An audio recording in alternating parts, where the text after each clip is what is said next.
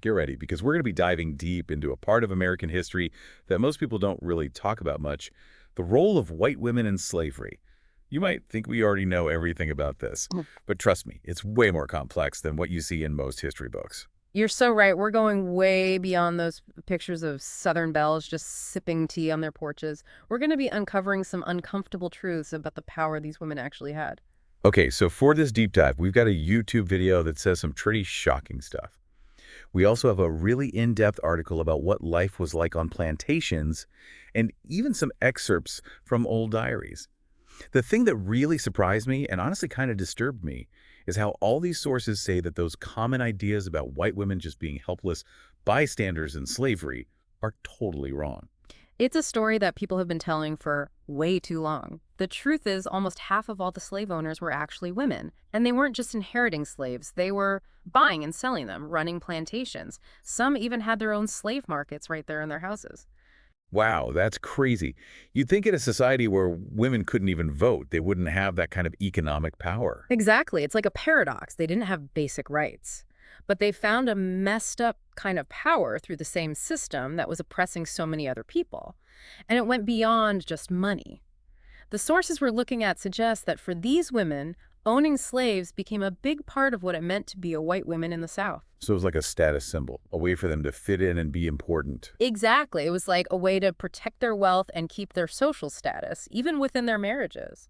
You know, speaking of marriage, one of the sources talked about this legal thing called coverture. I'll admit, I had to look that one up. It basically meant that when a woman got married, all her legal rights went to her husband. So how are these women able to own slaves and have so much control if they were basically considered their husband's property? Yeah, that's a great question, and it really shows how complicated the system was. While coverture did limit women's legal rights in a lot of ways, they found ways to work around it. They would use things like prenuptial agreements, deeds of trust, and even giving gifts in a strategic way to hold on to their property, including their slaves. So they were smart, they knew how to play the system to get what they wanted. Exactly. They were stuck in a system run by men, but they figured out ways to get power within that system.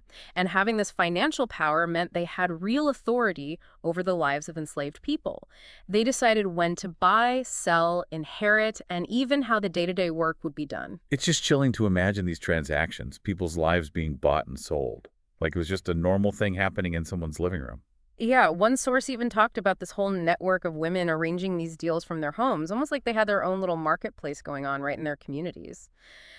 So while we're busting this myth of the passive Southern belle, it seems like their experiences were really complicated. They might have been restricted in some ways by how society expected them to act, but they definitely found ways to have control over other people. And we can't forget that not all white women were doing this or even agreed with it. But for a lot of them, wanting power and control in a system that didn't give them much of their own agency, that became a big motivator. And you know that YouTube video we mentioned, it goes even further than that. It says some really disturbing things about white women exploiting enslaved people sexually.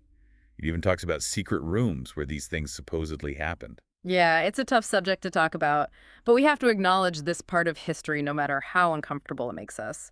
And while this specific video might be a little sensationalized, the historical record does show that these power dynamics were real. We also have Harriet Jacobs' autobiography, Incidents in the Life of a Slave Girl. It gives a first-hand account of exactly this issue.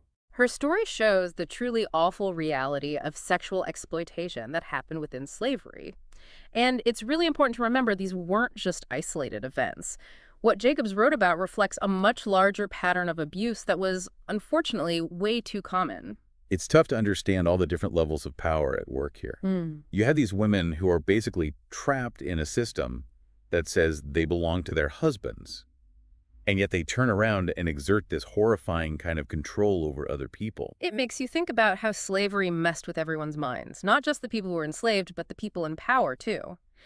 How did these women deal with their own lack of freedom while also wanting to control others? That's a great question, and I think we should definitely talk more about that as we look closer at all these sources. We're just starting to scratch the surface of this complex and honestly really disturbing part of American history. You know, it's amazing how much slavery was just woven into the entire fabric of Southern society. I mean, we've been talking about the economic power these white women had, but it wasn't just about buying and selling people. Okay, so what else was there? Well, one of the sources, this article from a scholarly journal, It goes into detail about the lives of these plantation mistresses and all the pressure they had to deal with. These women, they weren't just businesswomen. They were expected to run the whole household, raise the kids, and be this perfect picture of Southern womanhood. It sounds incredibly suffocating, like they were stuck in this very specific role. Exactly. The article talks about how isolated these women often felt. They got married young, and then they were expected to handle these huge plantations all by themselves while their husbands were gone for business or politics. You can imagine that led to a lot of pressure and even a feeling of loneliness and powerlessness for some of them. It's kind of ironic, isn't it? They had power over enslaved people, but were also trapped by these strict social rules. Exactly. And the article suggests that maybe not having much control over their own lives made them want to control others even more. It's a pretty complicated psychological thing. So it's not as easy as saying they were all just cruel or mean. They were dealing with societal pressures and personal struggles that shaped what they did. For sure. And we can't ignore the fact that these women were also victims of the patriarchal system. The article mentions how they were expected to put up with their husbands cheating on them, often with enslaved women. Think about the humiliation and anger that must have caused, and yet they were expected to just stay quiet and be submissive. Wow. That's a much more complicated picture than what you usually see in movies and TV shows about this time. It just shows us that history is rarely black and white. These women were products of their time, influenced by all the social norms and power structures around them. But that doesn't excuse them from participating in a system that was fundamentally wrong and brutal. You mentioned wet nurses earlier. Was that also tied to all this societal pressure and the demands of running a plantation? It seems like it. A lot of the sources mention how white women would hire, borrow, or even buy enslaved women to breastfeed their own babies. That's really hard to imagine.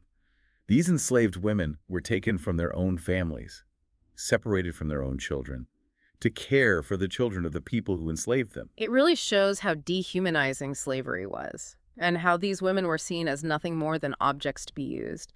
The sources suggest that for some white women, having wet nurses freed up their time and energy so they could focus on social events or whatever else they wanted to do. So even in something as personal as motherhood, the power dynamics of slavery were still there. It's a stark reminder that this institution touched every single aspect of life in the South before the Civil War. We were talking earlier about the apprenticeship system that came about after slavery was abolished.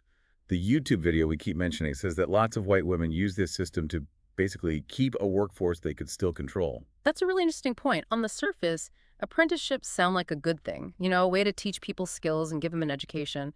But in reality, it was often just a way for former slave owners to have cheap labor. So even though slavery was officially over, the exploitation continued in a different form. Exactly. Former slaves, often young people, were forced into these apprenticeships. They barely got paid, if at all, and they had to work for years. It was a system designed to keep them tied to their former owners and stop them from having real economic freedom. What's really striking is that this wasn't just happening in a few places. It seems like it was a really common practice, and even the legal system supported it. The sources suggest that many white women saw apprenticeships as a way to keep their lifestyle going, even after emancipation. They were used to having people do their work for them, and this system let them hold on to some of that power and control. It's a harsh reminder that just changing the laws doesn't automatically fix deeply ingrained social norms and power imbalances. The fight for real equality and justice doesn't end just because a law is passed. You're absolutely right. It makes you wonder about how these systems affected African Americans in the long run. How did these apprenticeships impact their ability to make money, educate their children, and really experience the freedom that were promised? It's heartbreaking to think about all the generations that suffered because of these systems of control and exploitation. We can't change the past, but we can learn from it. By understanding how history really worked, how power dynamics play out, and how injustice can last for so long, we can try to build a future where those systems are never allowed to exist again. That's a really powerful message to take away from this deep dive. But before we finish up, I want to talk about one more thing that came up in our research. This idea that some white women might have used sexual exploitation as a way to control people, or even as a way to get back at their husbands, or the whole patriarchal system. That's a complicated and disturbing theory. Historians are still debating it. We can't know for sure what every individual's motivations were, but the sources do point to a mix of factors at play. What do you mean? Well, we've talked about all the pressure these women were under, how they didn't have much control over their own lives, and how they might have felt resentment towards their husbands and the system that kept them down.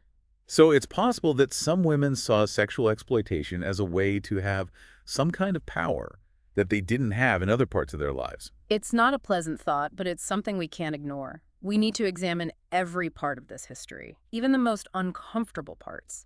If we really want to understand how power, race, and gender all interacted in the antebellum South. This has been a really eye-opening conversation. We've busted the myth of the passive Southern belle and found a much more nuanced and honestly disturbing reality.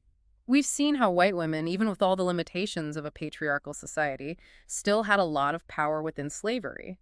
And we've started to think about how those power dynamics continue to affect things even after emancipation. We've covered a lot, but there's still so much more to explore. We have one more source that I think gives us a really unique perspective on all this. Okay, let's take a look. This last source is really interesting. It's a bunch of excerpts from this diary. A young woman named Mary Boykin Chestnut. She was like this Southern socialite living in South Carolina before and during the Civil War. Oh, wow, a primary source. Yep. Those are always the best because you get to see what someone was really thinking and going through back then. So what does her diary tell us? It's kind of all over the place, to be honest. Like, on one hand, she seems to feel bad for the enslaved people. She even calls slavery a monstrous evil. But then, There's a but here. oh, yeah. She also shows this really deep sense of entitlement and racial prejudice, which unfortunately was really common among white Southerners back then. So even though she knew slavery was wrong, she still benefited from the system and believed in racist ideas. Yeah. That's such a complicated and contradictory way of thinking. It really is. And it shows that weird balance that a lot of white Southerners were trying to find, especially the women. They were raised believing that slavery was bad, but also that their whole way of life depended on it. And they were living in this culture of white supremacy that was everywhere. Exactly. In her diary, Chestnut talks about how scared a lot of white women were, especially after slave rebellions happened, like the one led by Nat Turner. Yeah. There was this constant fear that they could lose their power and privilege at any moment. So they were holding on to this system even though they knew it was messed up because they thought they needed it to be safe and secure. Yeah, you've got it. It shows how much slavery had a hold on everyone in the South, not just the people who directly profited from it. It makes me think about how that fear might have affected the way white women treated enslaved people.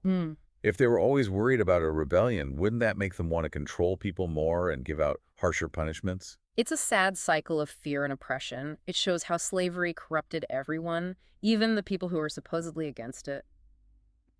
Chestnut also writes about white men having sexual relationships with enslaved women, something we've talked about a lot in this deep dive. And she's really open about how much pain and humiliation those relationships caused white women. Yeah, that's a perspective that's often left out of the history books. We should never downplay what enslaved women went through. Being subjected to sexual violence was horrific, but it's important to understand the complicated emotions that were happening within white households, too.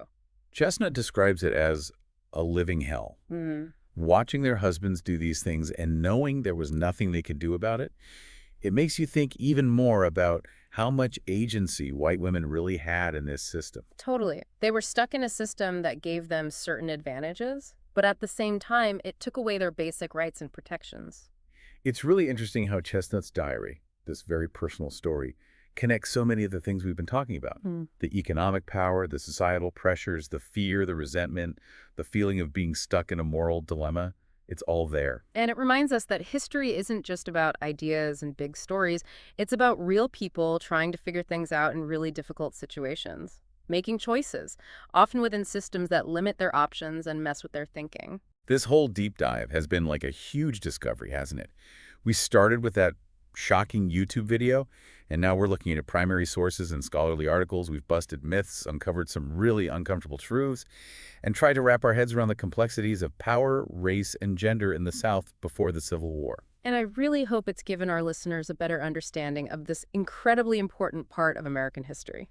I think it's a call to action, too, to keep questioning what we've been told, to look at the power dynamics in our own lives, and to work towards a future where these kinds of injustices never happen again. Well said. The past might be over, but it still affects us today. It's up to all of us to learn from the mistakes of history and to build a more just and fair world for everyone.